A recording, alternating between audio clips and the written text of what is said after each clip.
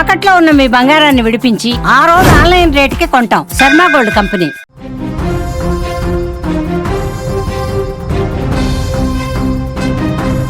మార్కాపురం జిల్లాలో జరిగినటువంటి బస్సు ప్రమాద తాలూకు దృశ్యాలు ఇప్పుడు తీవ్ర కలవరానికి గురి చేస్తున్నాయి.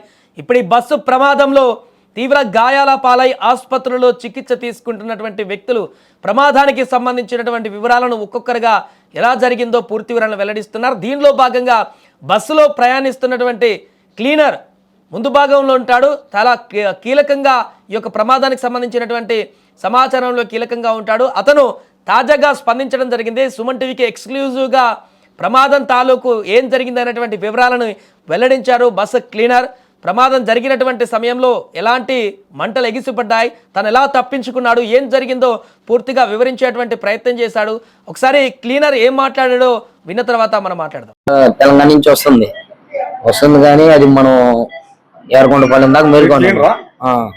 ఎక్కడ జరిగింది ప్రమాదం? అది నాకు తెలియదు, నేను నిద్రపోతుండే లెక్క. డ్రైవర్ ఎక్కడికి వెళ్ళాడు? డ్రైవర్ తోలుతున్నాడు, అక్కడ ఉన్నాడు. డ్రైవర్ కి దెబ్బలు లైట్ గా నీకైతే బాగా కాలేదు ఒళ్ళంతా. బ్యాగ్స్ నువ్వు ఎక్కడ ఉన్నావు? యాక్సిడెంట్ జరిగినప్పుడు ముందున్నావా? ఫ్రంటే ఫస్ట్ నుంచి. సరే, డ్రైవర్ దగ్గర పొరపాటు ఏమైనా ఉందా? మనమైతే చూడలేదు అన్న, చూస్తే చెప్పడానికి అయితే ఉంటది కానీ. నా పేరు మహేందర్ రెడ్డి అన్న. ఏ ఊరు మీది? ఒంగోలు.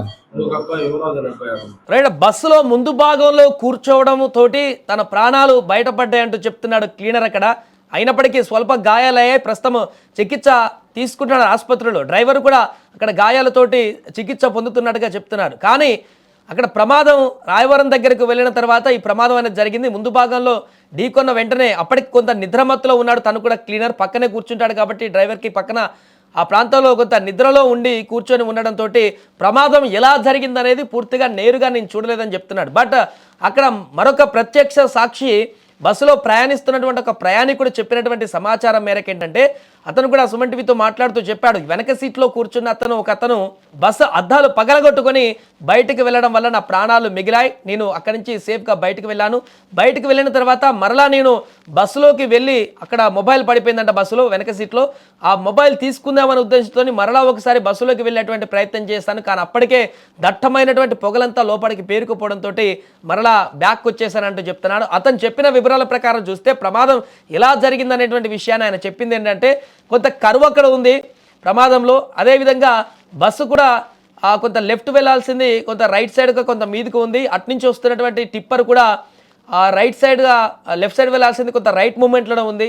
ఇద్దరు కూడా లెఫ్ట్లో వెళ్ళవలసిన లైన్స్ని క్రాస్ చేసి మిడిల్కు రావడంతో మిడిల్లో ఆ టర్నింగ్లో అనేది స్పాట్లో గుర్తించకపోవడంతో డ్యాష్ అనేది ఏర్పడిందంటూ కూడా ఆ ప్రత్యక్ష సాక్షి చెప్పాడు. ఏదేమైనా కూడా ఇద్దరు స్పీడ్గా ఉండడము, అదేవిధంగా కొంత నిద్రమత్తు కూడా కారణమై ఉండవచ్చు. లేదంటే టిప్పర్ డ్రైవర్ అక్కడ కంట్రోల్ చేయకపోవడమో, లేకుంటే బస్ డ్రైవర్ కొంత కంట్రోల్ తప్పడమో, లేకుంటే ఏదేమైనా కానీ ప్రమాదం అయితే ఇద్దరి వల్ల జరిగినట్టుగా అయితే స్పష్టంగా తెలుస్తుంది. అతను చెప్పిన దాని ప్రకారం క్లీనర్ కూడా తను పడుకున్నాడు కాబట్టి ఆ సమయంలో ప్రమాదం జరిగే సమయానికి ఎలా జరిగిందనేది చూడలేదు. కానీ ప్రమాదం జరిగిన తర్వాత ఏం జరిగిందనేటువంటి విషయాలను మాత్రం వెల్లడించడం జరిగింది.